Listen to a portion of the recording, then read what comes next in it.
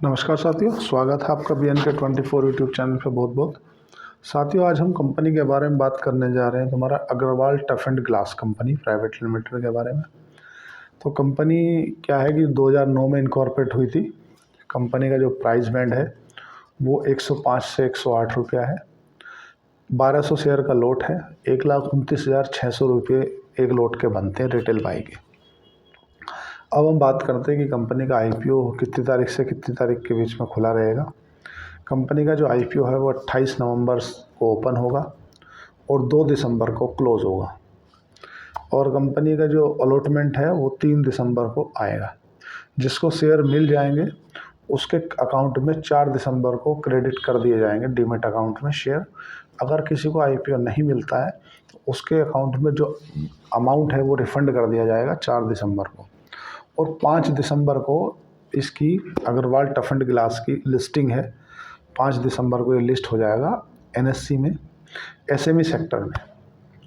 अब बात करते हैं कि कंपनी इशू कितना है। कंपनी का जो है 62 करोड़ 64 लाख रुपए का जो इशू साइज है। कंपनी के लिए अच्छी बात जो है ना, वो पूरा का पूरा फ्रेश इशू है। अगर हम इसके कोटे की बात करें तो इसमें जो है 50% जो कोटा है वो क्वालिफाइड इंस्टीट्यूशनल बायरों के लिए रखा गया है। और जो 15% कोटा है ना, वो नॉन इंस्टीट्यूशनल बायरों के लिए रखा गया है। और जो 35% कोटा है वो रिटेल भाइयों के लिए रखा गया है। अब हमने कंपनी की जो मोटी मोटी चीज़ें थी वो तो समझ ली। हम समझते हैं कि यार ये कंपनी धंधा क्या करती है, क्योंकि अल्टीमेटली हम जो पैसा लगाने वाले हैं वो बिजनेस में लगाने वाले हैं। तो ये अग्रवाल टफ एंड ग्लास जो कंपनी है ना, ये बेसिकली क्या ग्लास बनाने का काम करती है। जैसे आपने देखा होगा बड़ी बड़ी जो आपने किसी फैक्ट्री में या किसी घरों में देखा होगा ना, ग्रिल लगती हैं, मोटे ग्लास जो होते हैं, ये ग्लास मैन्युफैक्चरिंग करती है। आपने जो बड़े बड़ी बिल्डिंग देखी होंगी, बिल्डिंगों में जो बड़े बड़े शोरूम, इतने बड़ी बड़े मतलब 10 बाई 20 के जो ग्लास लगे रहते हैं, आपने मतलब जो मेट्रो सिटी हैं उनमें देखा होगा। तो ये उस तरह के ग्लास बनाती हैं। जैसे शोरूम में ग्लास लगते हैं मोटे मोटे, है ना, उस तरह के ग्लास मैन्युफैक्चरिंग करती है। ज़्यादातर ये शोरूम या मेट्रो स्टेशन या तुमने देखा होगा एयरपोर्ट, इस जगह पे इनके ग्लासेस देखे होंगे। और मोबाइल में भी जो लगते हैं ना ऊपर ग्लास जो लगता है, वो भी ये कंपनी मैन्युफैक्चरिंग करती है। मतलब कंपनी का जो अल्टीमेटली बिजनेस है ना, वो ग्लास से ही आता है। मतलब छोटे बड़े सभी तरह के ग्लास बनाती है। और कंपनी का जो बिजनेस है वो समझ लो कांच से बना हुआ है। एक तरह से जो उसकी प्रमोटर कंपनी है, आपने शायद नाम सुना होगा, एक तो सेजल ग्लासेस करके है कंपनी, अच्छी कंपनी है लेकिन उसका थोड़ा सा प्राइस टू अर्निंग रेशो 150 का है, महंगी है।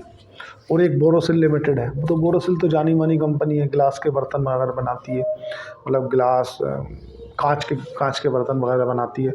आपने देखा होगा ना, क्रॉकरी वगैरह का आइटम बनाती है। तो इसकी जो है पीयर कंपटीटर है। हमने धंधा समझ लिया इसका कि धंधा क्या है। ग्लास बनाती है basically Agarwal tough and glass private limited जो कंपनी है। मतलब कांच से रिलेटेड जो प्रोडक्ट होते हैं वो बनाती है ना, छोटे मोटे और जो बड़े बड़े ग्लास होते हैं जो लगते हैं। हमने धंधा समझ लिया। मतलब ये एक तरह से समझो सभी तरह के जो ग्लास है वो मैन्युफैक्चरिंग करती है, कांच जो होते हैं वो मैन्युफैक्चरिंग करती है।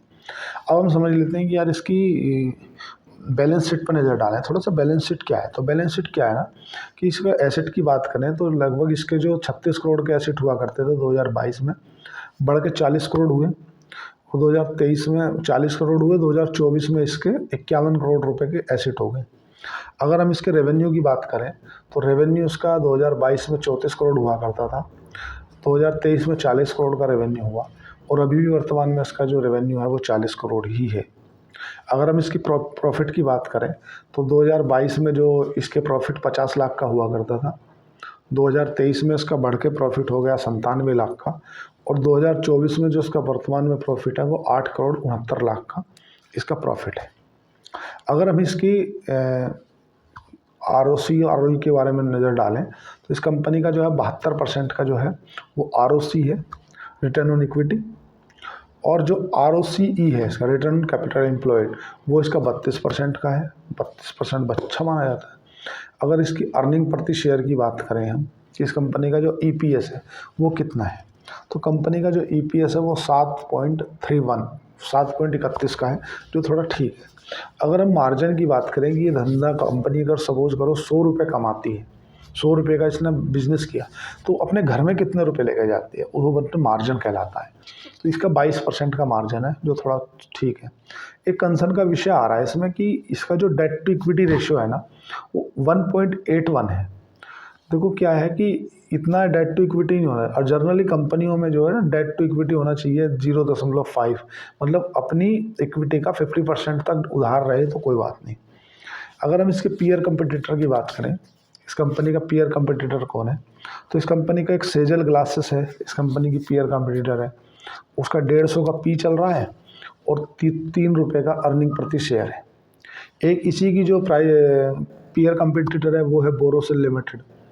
बोरोसिल काफ़ी अच्छी कंपनी है, उसका 71 का पी है, प्राइस टू अर्निंग रेशो, और जो अर्निंग प्रति शेयर है वो है 2.36 रुपये।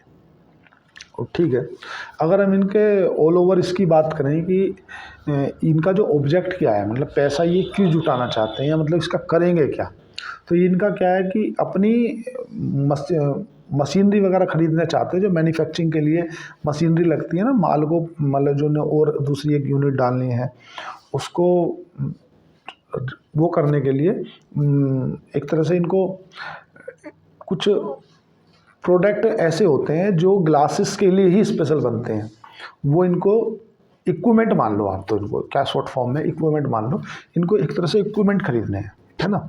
दूसरा क्या है, इनको अपनी पुरानी उधारी जो है ना, इस कंपनी के ऊपर जो उधारी है ना वो रीपे करनी है। तीसरा क्या है कि कुछ पैसा इनको जनरल कॉर्पोरेट पर्पज़ के लिए चाहिए, कि भाई इनका कोई पैसा अटका हुआ या कहीं पैसा नहीं आया होगा बिजनेस को एक्सपेंड करने के लिए, तो कुछ पैसा इनको क्या जनरल कॉर्पोरेट पर्पज़ के लिए चाहिए, और कुछ पैसा इनको क्या वर्किंग कैपिटल के लिए चाहिए, अपना धंधे में इनको यूज़ करना है, उसके लिए पैसा चाहिए। अब आईपीओ की हमने ऑल ओवर बात कर ली कि भाई देखो, सबसे पहली बात तो क्या है कि कंपनी के जो है ना अग्रवाल ग्लास, जो tough and glasses private limited company है, एक तो अनुभवी है भाई, 15 साल का अनुभव है, क्योंकि कंपनी 2015 में इनकॉर्पोरेट हुई थी। कंपनी के अगर प्रमोटर की बात करें, तो एक तो कंपनी का प्रमोटर है तुम्हारा अनीता अग्रवाल, महेश अग्रवाल, एक तुम्हारा शारदा अग्रवाल, और एक है तुम्हारा उमा शंकर अग्रवाल। तो बेसिकली मेरे को लग रहा है मारवाड़ी लोगों का बिजनेस है, तो अनुभवी व्यक्ति हैं भाई। 2009 से कंपनी बनी थी और 2024 चल रही है, और इतने दिन बाद कंपनी लेके आ रही है आईपीओ अपना, तो हो सकता अनुभवी व्यक्ति हैं, मतलब 15 साल का जैसा गहरा अनुभव रखते हैं इस सेक्टर में।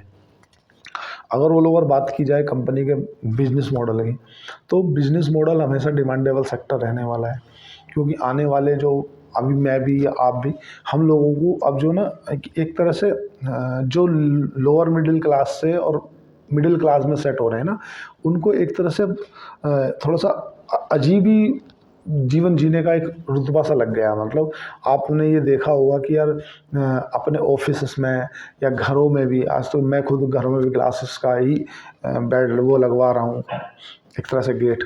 तो इन सब चीज़ों की एक रिक्वायरमेंट सी बढ़ गई है, क्योंकि पहले होता था इसे लग्जरी माना जाता था, लेकिन ये एक आम हो गया है। क्या ठीक है, अपन ग्रिल लगवाएंगे, ग्रिल भी अपन वही लगवा लेते हैं ग्लास वाली। तो उससे क्या है कि भाई एक तो शो भी बढ़ जाती है, और दूसरा हवा वगैरह भी नहीं आती, और तीसरा क्या है कि वो थोड़ा सही भी पड़ जाती है। ये हमने समझा, हमेशा डिमांडेबल सेक्टर रहने वाला है, और बिजनेस में सबसे अच्छे ग्रोथ भी अच्छी है, और चलने वाला बिजनेस है, हमेशा चलने वाला बिजनेस है। और इस कंपनी के बारे में कुछ नेगेटिव बात नहीं है। नेगेटिव बात क्या है कि इसकी जो बैलेंस शीट है ना, वो एक अनयूजुअल तरीके से ऊपर नीचे हो रही है। मतलब कभी तो इन्हें सब 50 लाख का प्रॉफिट, तो कभी 8 करोड़ का प्रॉफिट। जनरली जो एसएमई सेक्टर की कंपनी होती है ना, उनमें बहुत सोच समझ के आपको आईपीओ में पैसा लगाना होता है, और क्योंकि इनका अभी 2-3-4 क्वार्टर और निकल जाए, तब जाकर आप इनकी बैलेंस शीट सही देख पाओगे। कि कई बार ऐसा देखा गया है कि आईपीओ लाने के चक्कर में वो अपना जो बैलेंस शीट को ऐसे सुधार देती हैं कि आप देख कर आपको लगेगा नहीं यार, टॉप लाइन बढ़ रही है, बॉटम लाइन बढ़ रही है, एसेट रेवेन्यू बढ़ रहे हैं जी, मतलब कंपनी के धंधे में दम है। लेकिन बाद में जब कंपनी का 1-2 क्वार्टर का रिजल्ट आता है, उसके बाद आपको निकलने का भी मौका नहीं मिलता। तो कृपया आप सभी से मेरा अनुरोध है चैनल के माध्यम से कि आप शेयर मार्केट में अगर आए हो ना तो ट्रेडिंग मत करो, आप निवेशक बनो। और बाय डिफ़ॉल्ट निवेशक मत बनो। बाय डिफ़ॉल्ट वो बनता है जो फंस जाता है, ऊपर के प्राइस पे ले लेता है, फंस जाता है, वो बाय डिफ़ॉल्ट निवेशक बन जाता है। तो आपको क्या करना है, पढ़ना है, अपनी रिसर्च करनी है, अपने फंडामेंटली एनालिसिस जो भी करता है कोई, या कोई जो तुम्हारा रिसर्च एनालिस्ट है उससे पूछो, उसके बाद ही आप आईपीओ में लगाओ। क्योंकि अपने कैपिटल के साथ खिलवाड़ मत करो। अगर आपके पास में कैपिटल बचा रहेगा, कैपिटल को आप ऐसा मान लो जैसे क्रिकेट मैच में आप अपना विकेट मानते हो। आपके पैसे नहीं बने कोई टेंशन नहीं, मतलब रन नहीं बने कोई दिक्कत नहीं। अगर आपके पास में विकेट है, विकेट क्या है, कैपिटल, कैपिटल क्या, पैसा। अगर पैसा है, पैसा आपने प्रोटेक्ट करके रखा है तो आप टेंशन नहीं लो, पैसा बन जाएगा। अगर आपने अपना कैपिटल गंवा दिया ट्रेडिंग में, इंट्राडे ट्रेडिंग में, एफएनओ की ट्रेडिंग में, तो समझ लो आपको कुछ नहीं किया जा सकता। भाई आप विकेट गंवा दिया, आप पवेलियन में जाके बैठ गए, आप अपने मन में केवल कयास ही लगा सकते हो कि यार मैं होता तो ऐसा कर लेना।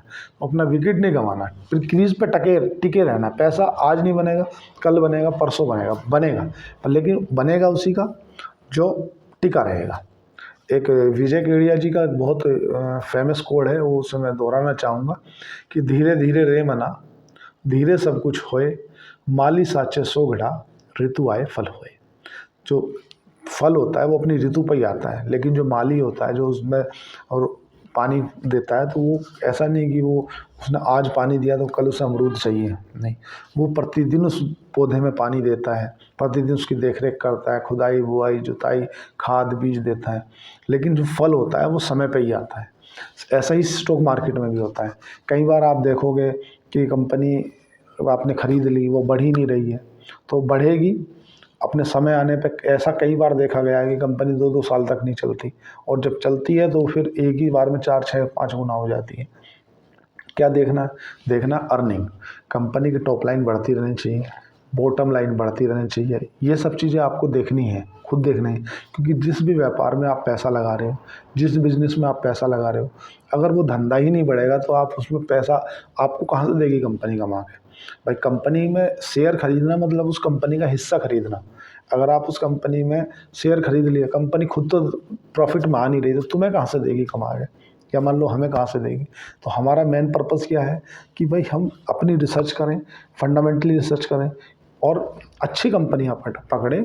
खाली ये नहीं कि आप कोई भी इंफ्रास्ट्रक्चर से रिलेटेड कंपनी, इंफ्रा कंपनी या 60-70 के प्राइस टू अर्निंग रेशो पर उठा ली तो वो नहीं सस्टेन करेगी। भाई आप 50 के प्राइस टू अर्निंग रेशो पर तो आपको एफएमसीजी प्रोडक्ट मिल जा रहे हैं। आज देखो तुम ब्रिटानिया देख लो 50 के पी पे चल रही है, नेस्ले देख लो 50 के पी पे चल रही है। मेरा किसी भी या तुम्हारे हिंदुस्तान यूनिलीवर देख लो 50 की पी पे चल रही है। मेरा आपको किसी स्टॉक को खरीदने या बेचने की कोई राय नहीं है। ना ही मैं आपको इन्फ्लेशन होने के लिए बोल रहा हूँ कि आप इन्फ्लुएंस हो जाओ मेरे से, ना ही आपको कोई स्टॉक में खरीदने की राय दे रहा हूँ। ना मैं केवल ये बात कर रहा हूँ कि वैल्यूएशन बहुत मैटर करता है, आप उसे कहाँ खरीद रहे हो, और एलोकेशन, वैल्यूएशन प्लस एलोकेशन। पता चले आपने अच्छी वैल्यूएशन पे 2 शेयर उठाए, वो स्टॉक हो गया 5 गुना, तो आपके मिला क्या, आपको डिपेंड करता है कि आपका एलोकेशन कितना है उसमें। और एलोकेशन ये नहीं कि आप कहीं भी कुछ भी उठा लो, आप कंपनी पढ़ो, कंपनी का बिजनेस मॉडल पढ़ो, कंपनी धंधा क्या करती है ये देखो, फ्यूचर में वो धंधा चलेगा क्या नहीं चलेगा, कंपनी खुद प्रॉफिटेबल है क्या नहीं है, प्रमोटर अपनी माल तो नहीं बेच रहा। प्रमोटर देखो, अभी मैं हालांकि रिकमेंड नहीं करना चाहूँगा। अभी मैं कल परसों एक इंटरव्यू देख रहा था श्री जगदीश कुमार अरोड़ा जी का, एक सोम डिस्लरी प्राइवेट लिमिटेड के ये सीएमडी हैं, चेयरमैन मैनेजिंग डायरेक्टर हैं। मैं इनका इंटरव्यू देख रहा था जिसमें इन्होंने बोला कि जो कंपनी ऑल ओवर इंडस्ट्री से बेटर ग्रोथ कर रही है अपनी, और अपने मार्जिन में सुधार आ रहा है। देखो क्या है, मैं किसी कंपनी को, आपको सोम डिस्लरी को खरीदने की एडवाइजरी नहीं कर रहा, बट मेरा जो आपको बताने का पर्पज़ है वो ये है कि आप ऑल ओवर इंडस्ट्री में ये देखो कि आप जिस कंपनी को खरीद रहे हो ना, वो दूसरी कंपनी का मार्केट गेन करवा रही है नहीं कर पा रही। ऐसा तो नहीं आप कंपनी खरीद रहे हो, वो कंपनी अपना ही मार्केट शेयर खोती जा रही है। शेयर प्राइस नहीं, मार्केट शेयर। मार्केट शेयर क्या होता है, आप इसे ऐसा समझो, पिछले साल मैंने 100 चप्पलें बेची, उससे पिछले साल मैंने 300 चप्पलें बेची, इस साल मैंने 80 चप्पल बेची, मतलब पिछले साल 100 बेची थी, उससे पिछले साल 300 बेची थी, इस साल 80 बेची। इसका मतलब क्या है कि मैं अपना मार्केट शेयर खो रहा हूँ।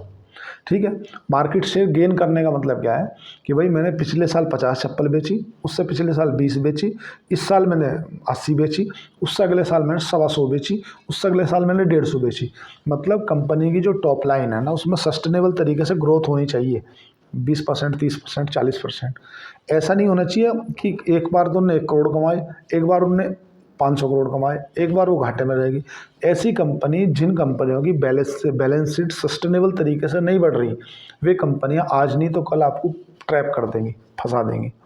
मैं किसी कंपनी को खरीदने की राय नहीं दे रहा, मैं तो बोल रहा बिजनेस कैसे बढ़ना चाहिए आपको, आपको उस कंपनी का एनालिसिस कैसे करना चाहिए, आपको किसी भी कंपनी को देखते हुए आना चाहिए।